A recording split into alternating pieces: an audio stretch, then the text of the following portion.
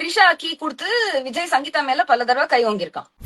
அது வரைக்கும் இருந்த பிரச்சனை என்னன்னா த்ரிஷா விட்டு தொலையன், சரி விட்டுட்டேன் பார்த்தா 3 நாள்லயே போய் மடியில கிடக்கும்.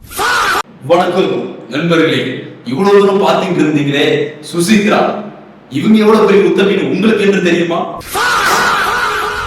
இது எத்தனை வாட்டி டூ அண்ட் ஃப்ரோ சங்கீதா பொறுத்துப்பா. குழந்தைங்களால தாங்க முடியல, பிச் ஆண்டினே பேர் வச்சுட்டாங்க த்ரிஷாக்கு. சுசித்ரா மேடம், நீங்க குடிச்சுட்டு தான் பேசுறீங்க, கண்டுபிடிச்சாங்க மேடம். இம்மா நாளே இவங்க பேசுறது இல்லாம இதெல்லாம் நடந்தது கூட அவங்க பார்த்ததே கிடையாது. ஆனா இவங்க இவ்வளவு தூரம் பேசிட்டு இருக்காங்க. வெல்கம் நண்பர்களே. அதாவது டைட்டில் வின்னர் ஆகி முடிஞ்சு போன பிக் பாஸ்க்கு அப்புறம் இப்பதான் என்ட்ரி போய் கொடுக்குறேன்.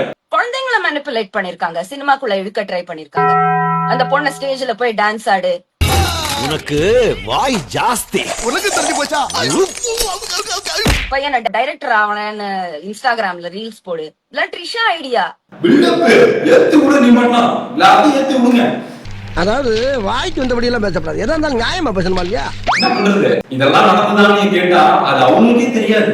ஏதோ வந்த போக்குல சும்மா வாய்க்கு வந்த மாதிரி அடிச்சு விடுவான் அப்படிங்கிற மாதிரி அடிச்சு விட்டு இப்ப அவங்க ஃபேமஸ் ஆன ஒரு காரணத்தினால தளபதி விஜய் அவர்களை தேவையில்லாம இந்த மாதிரிலாம் சொல்லி அவங்க ட்ரெண்ட் ஆகிக்கிறாங்க. வேற ஒண்ணும் இல்ல. தெளிவா பேசுறீங்களே, முதல்ல நீங்க எப்படி இருக்கீங்கிறது உங்களுக்கு தெரியுதா? முதல்ல உங்களை பத்தி பேசணும்னு நிறைய இருக்கு, நான் அடுத்த வீடியோல சொல்றேன். So Vijay மூலமா she started controlling everybody in the house. Shoba Chandrasekhar Trisha best friends ஆயிட்டாங்களாம். என்ன பண்றது, தெரியாதவங்க மக்களுக்கு நல்லது செய்யணும்னு சொல்லிட்டு உள்ள வந்து இறங்கிட்டாரு. என்ன பண்றது, யார் நல்லது, இந்த ஆட்சிக்கு யார் வந்தாலும் நல்லது செஞ்சாலும் நமக்கு நல்லது தாங்க. அவங்களே குடிச்சிட்டு தான் பேசுறாங்க, நல்லாவே தெரியுது. இந்த மாதிரி சொல்லும் போது பாக்குறவங்களுக்கு நம்ம மேல ஒரு காண்டு வரும். பட் இப்படிதான் ஃபேக் நியூஸ் சொல்லும் போது இப்படிதான் நம்ம காண்டு வரும். அதுக்காக சொல்லுங்க, மற்றபடி வேற யாருக்கும் மனதையும் புண்படுத்தும் வகையில் நான் பேசவில்லை.